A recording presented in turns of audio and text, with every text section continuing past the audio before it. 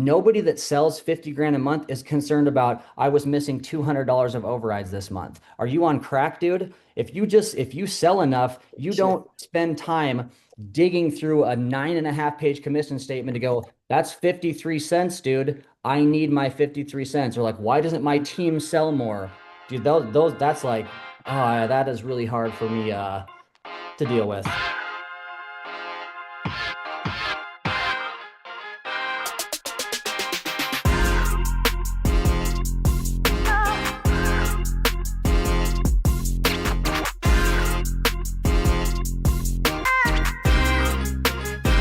Mr. Easton Padden, my friend, thank you so much for joining us. I know we haven't formally met, but what better way to do it than now?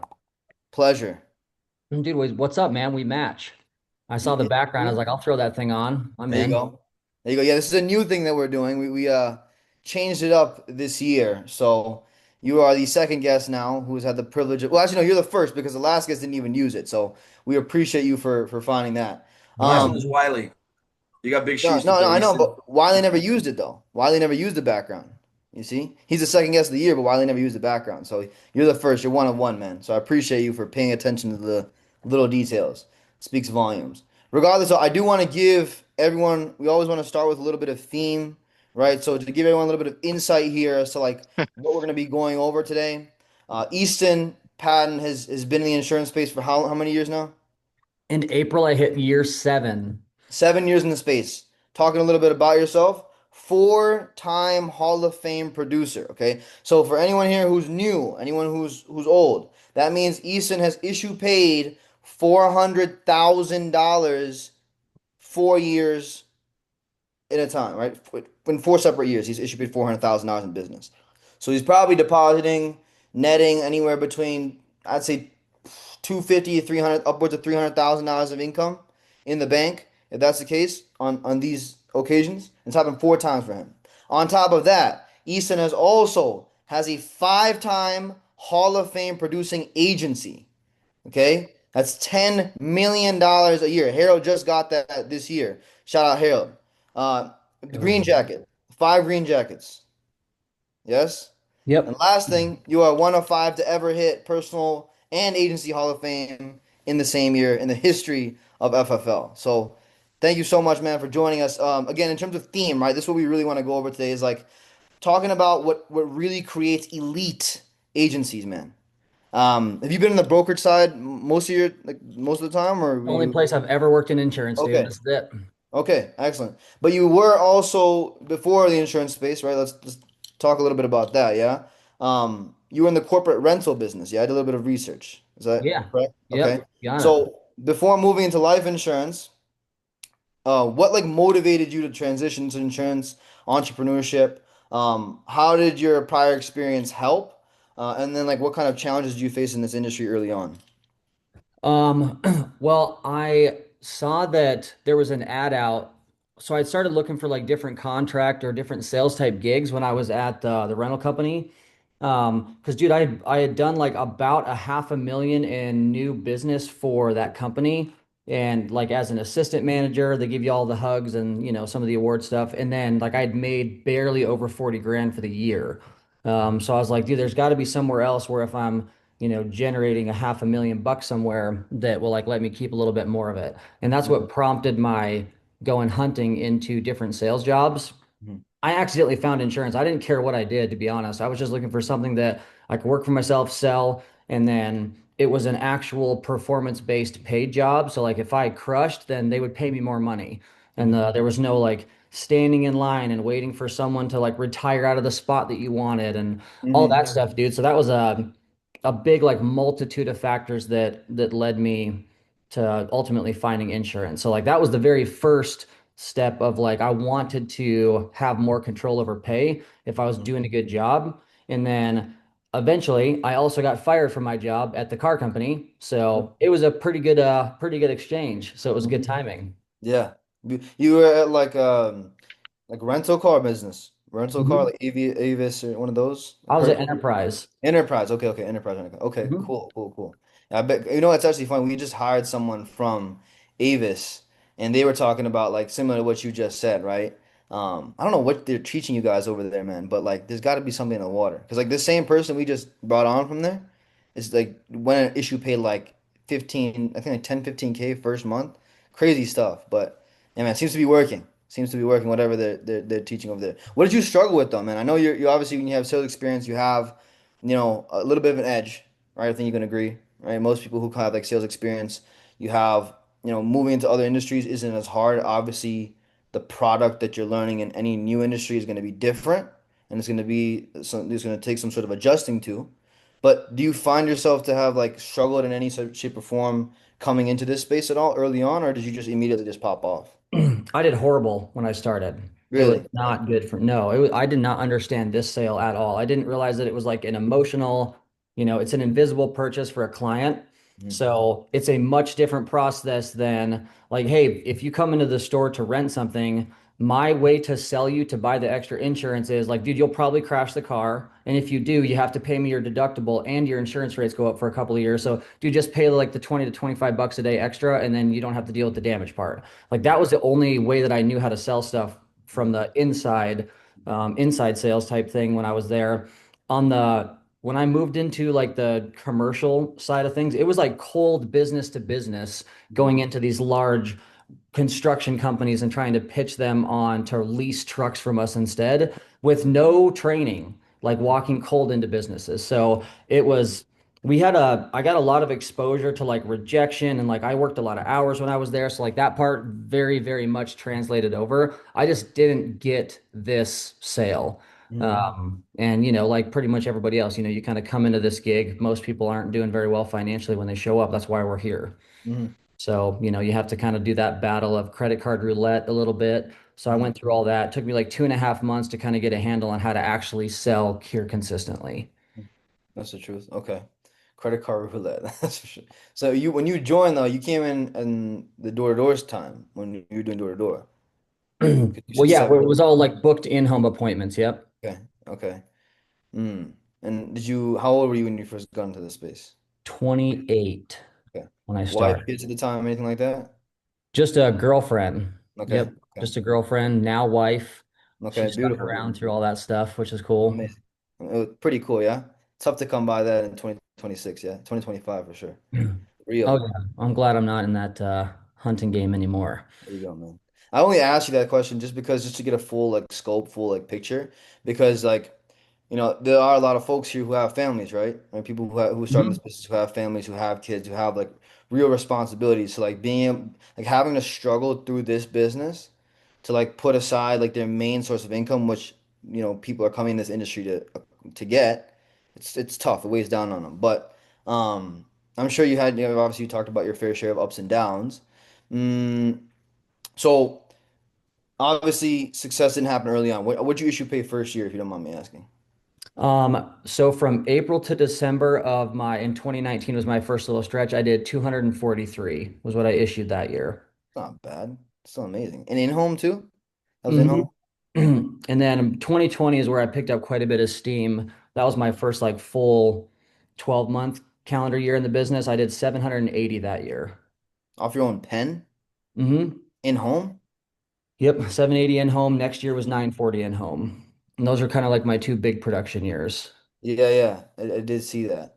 What was like, so first year, right? Obviously you talked about, the emotional side of things. How did you like end up overcoming that, right? Like so you like because again, people who come from like sales experience, they seem to relate to this too, right? They're coming from even the B2B space, right? I'm from B2B before I came here. So like learning how to I did B2B and B2C and B2B, but like having to B2B is very like you're setting a lot of appointments. You can't just one call close a business. You know what I'm saying? That doesn't work like that. You're doing multiple Yeah. appointments, you're doing a presentation, a lot of those things. So like having to adjust to like being able to just ask for financial information on the phone first time you talk to someone, it's different. So how did you like what kind of actionable steps did you take to overcome the issue that you had from transitioning from enterprise into the insurance space? Dude, I was not confused that this is going to be like a crazy amount of work. Hmm. And so the working part, well, I've talked about this a lot, so sorry if it's repetitive, Hmm. but I started working 70 hours a week for the first time, like my sixth grade summer. So I was 12. and I Mm-hmm. got a job on a farm moving bales and irrigation pipe for 70 hours a week, dude. So that was like my first job that was not working for my own family. Because Mm-hmm. my family runs like a little cattle ranch operation. So, dude, I've been like fixing fence and doing all that stuff prior. So like my exposure to work at a young age and working a lot of hours really young was this that was the really easy part of this is just like, dude, you're gonna work 7 days a week for 3 months. So like we call it 90 hours for 90 days. And you just do 90-hour weeks for 90 days. You cut through the learning curve, you get a ton of repetitions. So that was already the game plan to start. Then it was just trying to figure out where were my gaps. Mm-hmm. So initially it was like setting bad appointments, which people still do now on virtual, right? Well, they'll put an appointment on at 6 o'clock that's like, yeah, I think that'll work. Just like let me know. And then they'll put it on as like, oh, this is a booked appointment for tonight at 6. And like, dude, they already said that they might possibly be able to take it. And then you just put it as an appointment. So I was doing that same stuff too, dude. So I had to like start booking real appointments, and then I had to start understanding why people actually wanted to buy the insurance. And Mm-hmm. like I used to rush through that entire process when I was brand new. So I started over scheduling half my appointments for fake early. And so I had to like figure out how to book better appointments and quality ones, and then not rushing through that baseline of, dude, you have to know why the clients want to get the insurance if you're going to have direction and have a shot to sell anything. People don't, dude, Wetmore talked about this when I was brand new on a training. People don't buy Eagle because it's $60 for 10 grand. They buy it because when they're dead, somebody has to come out of pocket for that. We need to figure out why that is so that that $60 is not the issue. They need the 10 grand for these other bigger problems. So just slowing down enough early to really understand why do they want to buy the insurance. I had a really hard time with that. I heard a funny training that Zach had done about setting a timer for 10 minutes. He Mm-hmm. was like, I think if everyone just set a 10-minute timer in the beginning of their appointments and understand why clients wanted it, people would sell a lot more insurance. Mm-hmm. And I thought that that was like literal training. So I used to set on my phone when I was in the house, I would set a literal 10-minute timer on my phone and I would sit in that pocket until it went off, which is really awkward and uncomfortable the first few times you run out Yeah. of questions fast. Yeah. Yeah. So that's how I started like getting better at the why is I would just sit in that kind of like awkward silence and then I started re-asking the same questions and then eventually I got better at finding more stuff to ask them that's why related. But it was better quality appointments, slowing down during the why, like gotta have direction, dude, so you know Right. like why it's important. And then having a structure phase to my appointments was another really big piece. Just Mm-hmm. giving them like, cool, well, here is the process. Here's kind of what we're gonna do today. I was just all of a sudden we'd be 8 minutes into the appointment and I'm like showing them three options. There you go. Okay. And then I'm confused on why they need time to think about it, but I actually don't even know why they need it in the first place. I don't know what their budget is. I didn't tell them expectations of how this process works. Mm-hmm. So I had to learn like drag out emotion, slow down, don't rush. Um, Give the client baseline structure of like, dude, my job's easy. Shop around, find the cheapest company, you build a plan and price, and I just send it in to make sure they take you sound good. Like something that simple. Once I kind of put all those things together, then it started like being very, very consistent. I started getting a lot more yeses than a lot more nos and a lot less like I need to think about it because I had kind of like all the core pieces, what I would deem as like kind of the core pieces of the sale. No doubt. No doubt. So nurturing, you nurture the sale essentially a lot more. Beautiful. Yeah. Okay. Now, in just a few years, right, you built one of the top performing agencies at FFL, right? So including, delivering obviously $5 million in issue paid premium a single month, which you guys have been trending to be doing for God knows how long now. Um, what key strategies or like decisions drove that level of growth? Like, talk to me about like hiring practices, training, lead investment. Like, how did that enable you, like, that enable you to scale at that pace essentially, in such like that period of time as well? And how long did it take for you to, so when you first got here, when did you start building? You said 7 years. At what year did you start building? I started fake building pretty early. Like What's the started difference? splitting a recruiter with Zach. Like my third month was my first profitable month, and I immediately started helping pay for the lease in the office and helping split a recruiter to build. And like I didn't even know why we were doing it. I just knew that like it was going to work eventually, supposedly. I just started picking up expenses like right after I'd finally made any money, which I say finally. 3 months doesn't seem very long, but when you're in it, it seems like a century. Mhm. So I had just had my net profit month and paid off my all my credit cards that got turned off. And Zach was like, cool, it's 400 for the rent in the office. And then you want to split this recruiter, it's 3 grand. And we'll each do three. So it's not as expensive for one of us. And I was like, us, dude, you've sold Hall of Fame last year. I just started, but Mhm. so I was just like kind of in early, but I didn't, know how to like do the interviews. I didn't know how to explain the business really because I was still kind of learning it. So I didn't get very intentional about like, okay, I really do want to build and I see a vision. That was about 1 full year in because I had my 12th month in the business, I sold 93 grand and our team did VP, so 150. And me and one other dude, like I did 90 and he did 40. Mhm. So we were did like the majority of it. And then I had like two other, two or three other agents that had just started kind of selling. So I knew that I wanted to do that model, but I never have, and this is like kind of opposite to maybe some, but I never wanted to run a recruiting model because that's not why I came here. I did not come here to have a team. I came here to produce, be left alone, control my schedule, control my income. When I wanted to work, I could make money. If I wanted to, take some time off, I didn't have to take phone calls from people. I didn't want to manage. I hated it at Enterprise, so I didn't want to do it here. And so like I was scared to like recruit people because I hated the like managing side of business so much. This is a much different game than that. So obviously, I made an adjustment to start bringing people in, Of but course. we have always, dude, always built sales heavy first. Mhm. Um, and then recruiting second if people want to. It's not something that, and we could probably be a little bit better balanced, but we're trying to teach people how to be very net profitable agents that can cash flow like crazy early and then teach them how to recruit second. So Mhm. because we're produce heavy first, like we grew, quite a bit slower probably than a bunch of other groups in the company, like trying to build a really strong sales foundation. And then right when we got it figured out the first time, the whole business changed from in-home direct mail to like all virtual only. And Mhm. so we basically like our team crashed and we had to rebuild the virtual and like learn how to do it that version of it. Mhm. So it was very intentionally built for let's teach people how to sell a lot first. Mhm. We wanted everybody that wants to sell over 50 grand a month. We have a very strong belief that they can if they want to do that because anybody can learn how to say a handful of paragraphs in a certain order to get yeses. It's Mhm. not like I'm not teaching you guys how to, build a spaceship or something. It's just here is the verbiage and the word tracks that you need to use to make money in our business. And so anyone that wants to learn that at a high level can go out and sell 50 all day. Mhm. And I'm like pretty diehard that I believe if you want to do that, you can. Mhm. And that's how we built our entire foundation. So I've never had like a super, wide business early. Like we were pretty narrow with like really strong core. Mhm. And so that's over the last couple of years, really the last 18 months. I guess it's about 2 years now is when we really started to figure out, how to build high producers and go wide a little bit faster. And that's Mhm. where we kind of saw quite a bit of movement this last like 18 months. Beautiful, man. I'm glad to know, listening to what you just said, I'm glad to know that we're not the only crazy people out here. Because like, you see so much noise, man. So much noise from like a lot of like different teams, a lot of different agencies. And like people are like coming in the business and they're popping off really fast and they're building their agencies from like 0 to 10 million, 50 million, 1 year, 2 years.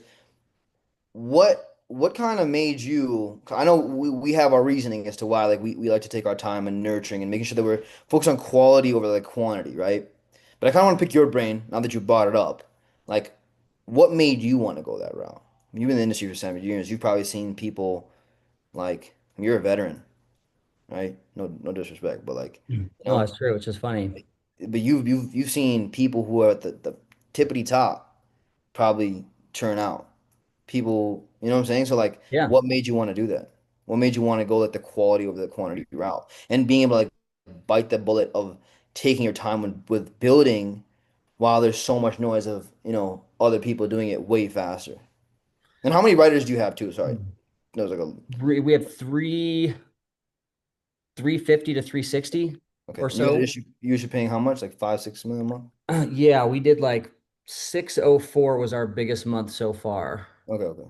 Gotcha. Yep. So our like per average is still at our size. It's pretty solid. Mhm. We're trying to maintain. I mean, eventually you kind of do lose control of that. There's only so much you can do it at a Right. mass scale. Mhm.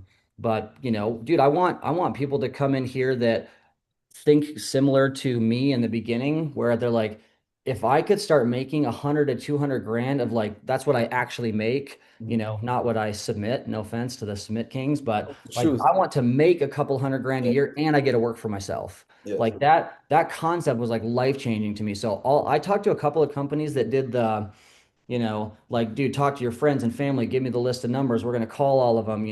And I was like, dude, I'm good. I don't want to have anything to do with that stuff. My friends aren't even gonna believe that there's money in this to begin with, much less want to come and work with me. Like I was not academically inclined compared to like all my friends are like doctors, dude. They're all smart. Mhm. So I'm like, I'm not going to be able to pitch my buddies to literally drop their medical careers and come sell insurance. So Mhm. I will not be working there if you're shoving this recruiting model down my throat. So I didn't want that when I was starting, so I don't do that to other people either. When people decide that they want to build and scale a business, like, dude, I'm down to have that conversation and help. Do I wish I would have started earlier? No, dude, I started kind of doing it sort of my third month. I mean, how much earlier could I have been, really? It took a long time to get better at it and better at developing people.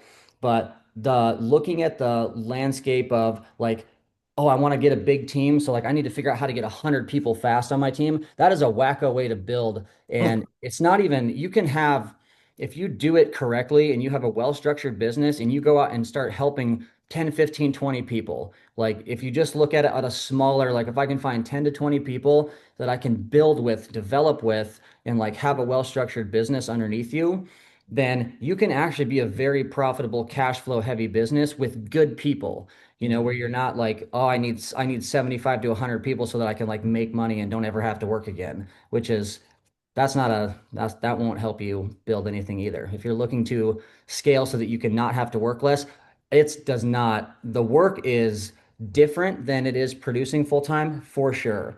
But it is the same schedule and it's just a different type of stress than trying to make money for the first time. It took me a little bit to kind of get all of the like a handle on all of that stuff.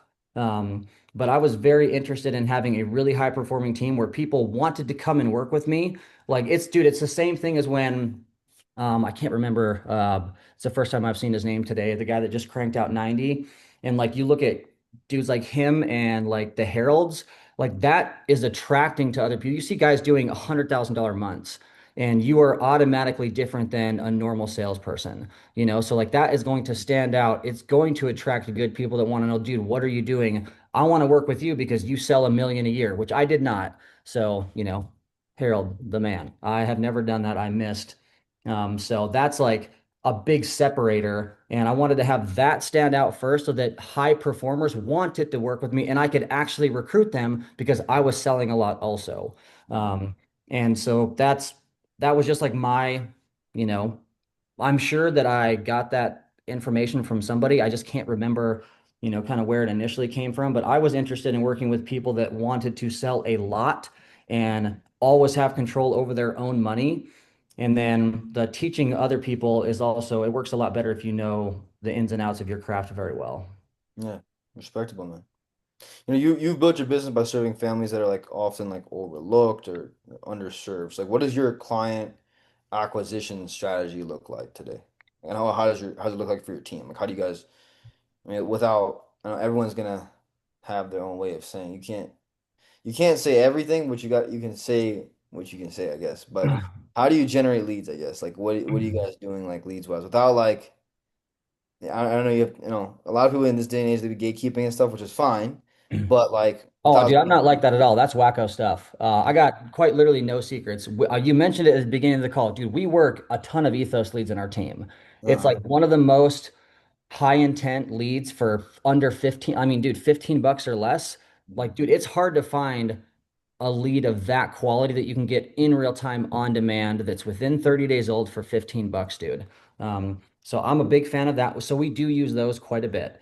I've got a manager who runs self-gen leads. So like him and his team, Ty, like he built out a little lead program for his group.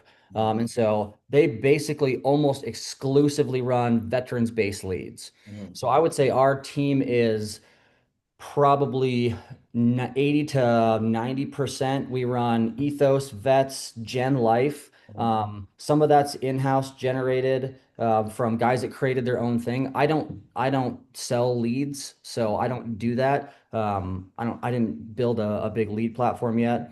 So we're using them. We order from Goat Leads.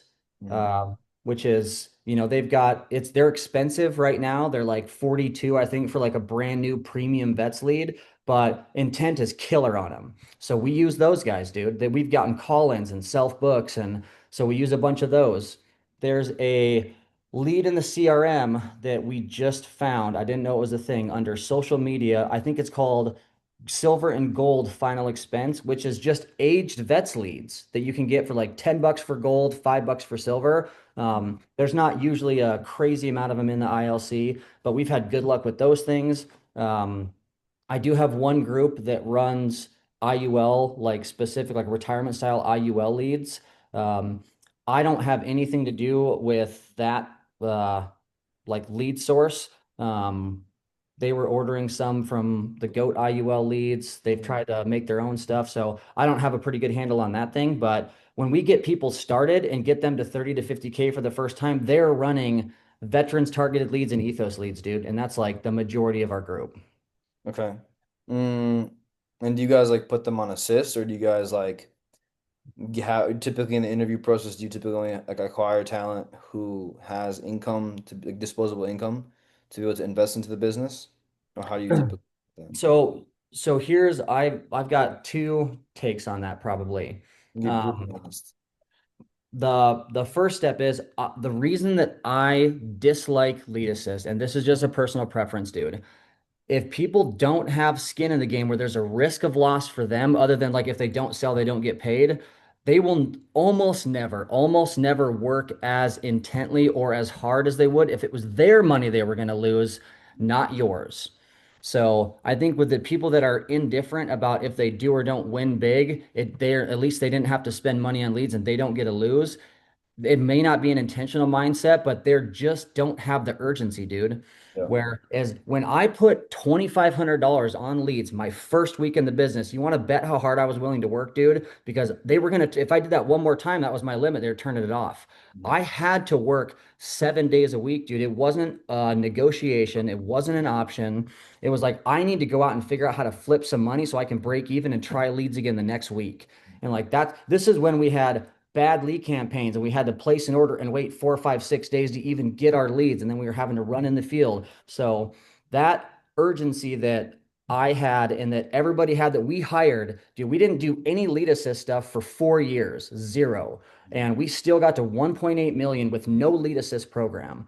Mhm. So now within the digital era where you can get $7 leads that are a month old, that are pretty solid in my opinion, like you need to be able to come up with $500 because that that little bit of risk that might feel like a lot when you're new because it does because you haven't, I was the same dude. I didn't invested in myself like that before. It's kind of scary. Mhm.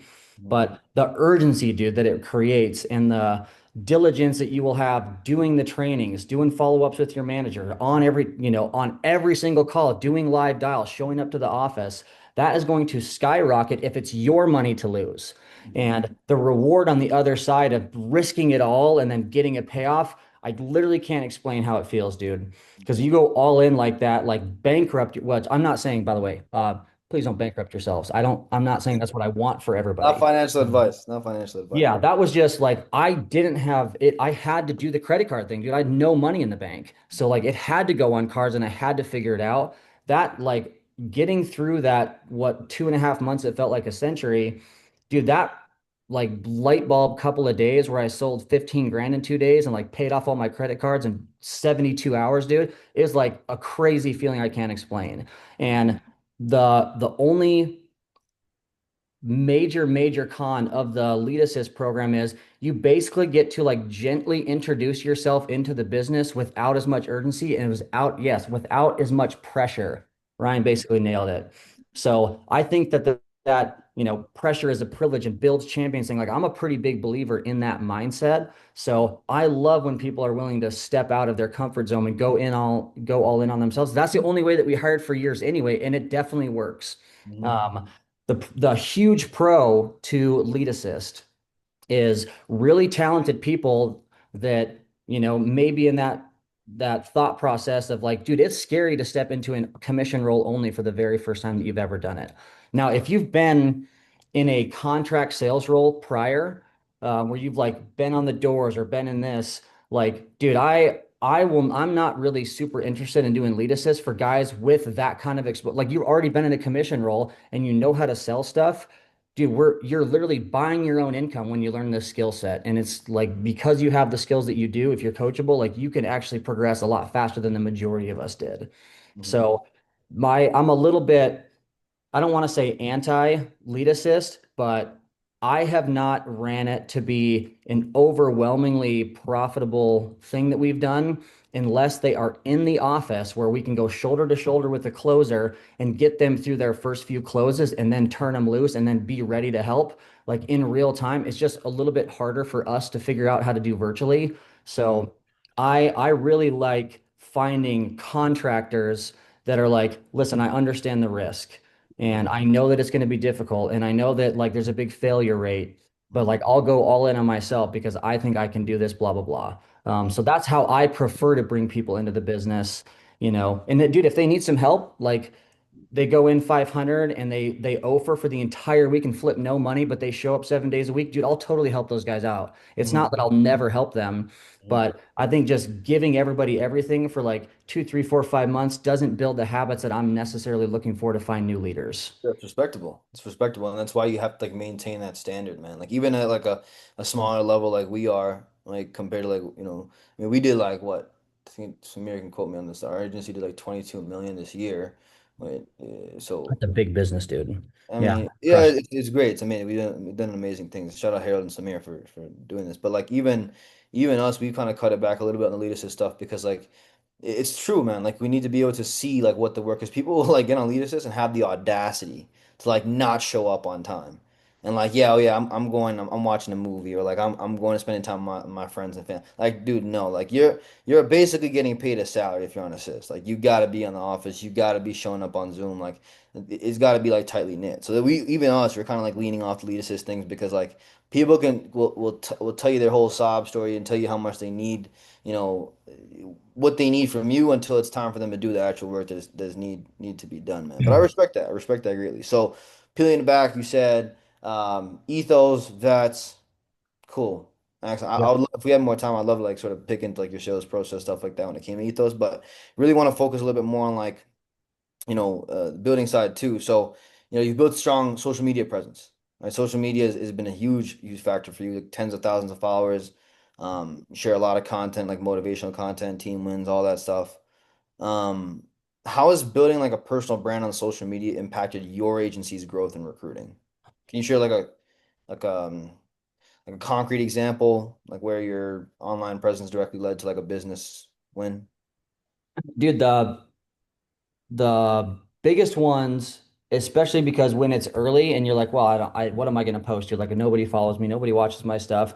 Dude, that's how it is when you don't come like I don't have a big social media background, dude, and I don't even like doing it. But I knew that if I was just sharing what I was doing that I enjoyed doing in the beginning, and then it became like, hey, I could post a bunch of pictures with clients or sales wins, and then I could post deposits the next week. That's all that I did in the very beginning. I would just share sales and then I would post my deposits the following week. And I just did that over and over and over. And then eventually, when I hit my 1 year mark, is when I finally had like my first big recruit dude that reached out that I had known from college. And he was like, hey, I've been watching your stuff. Like I do insurance, but I do it for like this captive kind of like, I can't remember how to farm bureau style.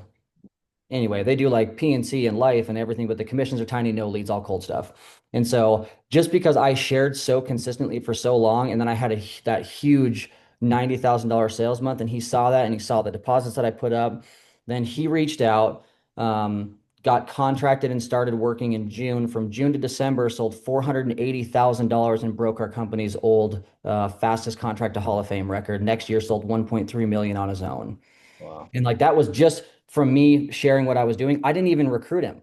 He recruited himself to me via Mm-hmm. results. And that's like even with no social media, no following, it's just like a small group of people that were paying attention to what I was up to because I was pretty consistent with sharing what I was doing. That led to, what ended up becoming a $700,000 leg in my business just by sharing, starting from like not having any followers. And, now it just like it's a scaled up version. Like I can go and get teams a little bit easier, not easier, but like I can at least get those higher level business conversations because I've been around longer. I've been pretty consistent for a long time. I've got a bigger following now, and um, that creates interest from other leaders and sales organizations that are maybe outside of life insurance. No doubt. No doubt. Is there and this kind of shit, I appreciate you touching on that, man, 'cause that's like a big thing I think that we're lacking with as a whole. Yeah, I mean, quoting what you said, of course, we're a relatively large organization, but we're probably one of the only like virtual organizations that are like this size, right? Like we don't really do a good enough job of, you know, doing the social media, which we should. I feel like our organization would be a lot larger if we did, but I think that kind of gives us everything we need to know in terms of like make sure we do take advantage of that. Um, I kind of want to shift it to like a different, like sort of like hypothetical sort of questions. Um, is there like a widely accepted belief in the insurance industry that you fundamentally disagree with? Like what, like you have like any contrarian strategies or beliefs have materially contributed to your success? That are like anti-insurance industry. Yeah, like well, not even anti, but like anything that's accepted, like an accepted belief within the insurance industry that you fundamentally disagree with. When people say that it doesn't matter where you work as long as you have good mentorship, um, I would say I pretty fundamentally disagree with that because if you work at a company that controls your ability to get promoted, holds your contracts, you can't be vested for 10 years, you start at a 40, like, dude, it definitely, it doesn't, if your mentor is phenomenal, but the max that you're allowed to make a month is 3 grand because of how your pay plan is set up, dude, that is a huge problem. Mhm. So I would massively disagree that the company plays no role in where you work. And dude, we are quite literally the largest and the best at what we do for a reason. We Mhm. allow people to move through the grid. We allow them to get promoted. We pay out the bonuses. Like we do all the stuff that nobody else wants to do because the owners of all the other companies don't want to give up that margin. So Mhm. you finding a selfless human who's willing to go all in on the people that he works with and like build a foundation like this, like Sean did for FFL. Dude, it's pretty hard to argue that playing the long game in our industry always works. And I think it starts the same way when you start building early. Like if you get obsessed with spread and overrides, it's because you're not freaking selling anything, dude. Nobody that sells 50 grand a month is concerned about, I was missing $200 of overrides this month. Are you on crack, dude? If you sell enough, you Shit. don't spend time digging through a 9.5 page commission statement to go, that's 53 cents, dude. I need my 53 cents. Or like, why doesn't my team sell more? Dude, that's like, oh, that is really hard for me to deal with. Yeah, I'm not a big like hyper obsessive over your overrides. You got two people that work with you on the team, dude. Get to work, please. That I would say that probably drives me nuts. I'm with you, dude. I'm with you, and I respect the passion. I think even someone who said this, someone said like until your team is doing $1 million of issue paid production a month, you should be writing business. You should be right. I think Wiley said it last time. I don't know who said it, but that's the thing. Like you should be writing business in front of your people because at some point it's not even about like at some point you just make so much money you don't even know what to do with. But then it's like more so now it transitions to like making sure that your agents can actually hear what you're saying on the phone, like helping them out. Dude, just do it as long as you possibly can. Yeah, yeah. Because it eventually, if you will get to a point where you quite literally you can't manage the Mhm. time to be able to actually sell full time. So like selling 50 grand a month at the phase that my business is in now, dude, I don't have the time to even do it. Um, It's I true. probably could sneak out 20. Like I Yeah. probably could do 20 a month. But like, dude, I couldn't be in the pocket doing 50 to 100K months anymore. Like I Yeah. would never be able to manage and like grow my business. because of, again, super lucky that it's where it's at, but it would be impossible to do that. So No you doubt. get to a point where you no longer can functionally manage and grow and assist the people that need your help because you're selling. Like it'll break. No doubt. So No I would do doubt. it for as long as you can, dude. My last 100K month was when we did 1.4 million. Um, December 21 was my last month that I ever sold over 100. Beautiful. Beautiful. Okay. Well, I mean, you reached Hall of Fame level production, Hall of Fame agency. You see a lot of people get like comfortable early on, you know. Even early on, like, everyone has like a number, you know. That's like a saying that I think I kind of live by. It's like everyone has a number where they stop listening or they stop working even sometimes. Happens at a leadership level. Also has most of the time happens at leadership level and agent level, right? There's no like um, yeah, there's no like this doesn't discriminate, I guess, that ideology. But how did you stay like hungry after achieving those milestones, like that consider like making it?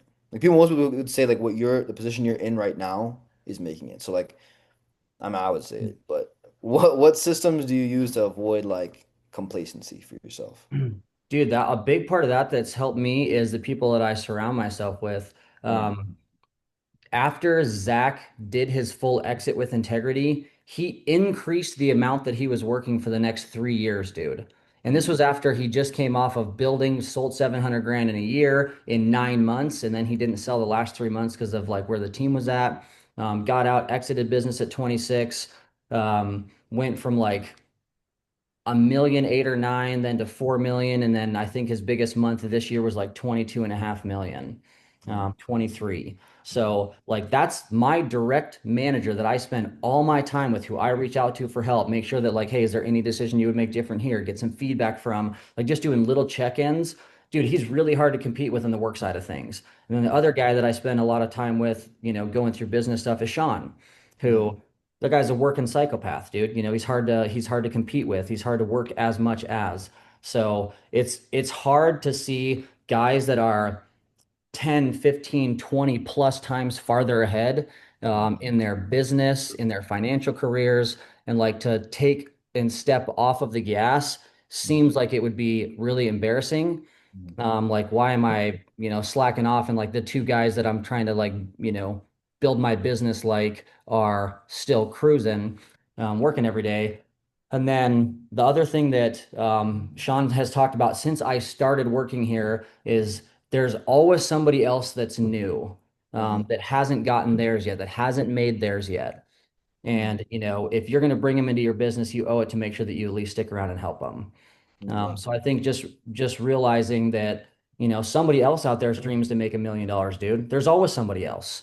And to go like, well, I got mine, so like I don't have time for you anymore. Dude, that just seems like the business would eat itself really, really fast. Mhm. So, those are really good like ego checks for me to spend time around guys like that are just so hungry to help the next person regardless of their personal finances. And that's like a pretty good driver for me, dude. And I got a lot of other stuff that I want to do with my like my financial life. Dude, I want to, get the parents hooked up, get my brother and his family good, make sure my in-laws are all good to go. So like there's other people besides like, making sure that I have a place to live and something fun to drive. Mhm. Like who else in my family can I help? What other agents are trying to accomplish the same thing that are willing to do the same work? Mhm. Respect it, man. Last question I got for you, Easton, man. Again, appreciate you for Thank being you here for and having me answering.